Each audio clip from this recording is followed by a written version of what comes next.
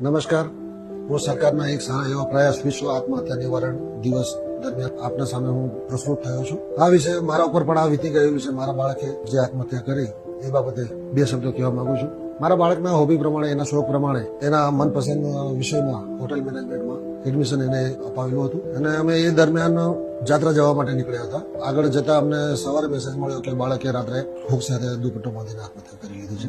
બાળકો આવું કરી લે છે, શું કામ કરે છે કઈ ખબર નથી પડતી. એથી હું દરેક બાળકોને અને એમના પેરેન્ટ્સને એક જ કહેવા માંગુ છું કે તમારે કોઈ બી પ્રોબ્લેમ હોય તમે શેર કરો, માતા પિતા જોડે વાતો કરો, દિલ હળવું કરો અને તમારા ગયા પછી તમારા નાના ભાઈઓ પર કે તમારી નાની બહેન ઉપર કે માતા પિતા ઉપર શું વીતતી હોય છે તમને જરા બી અંદાજ નથી હોતો.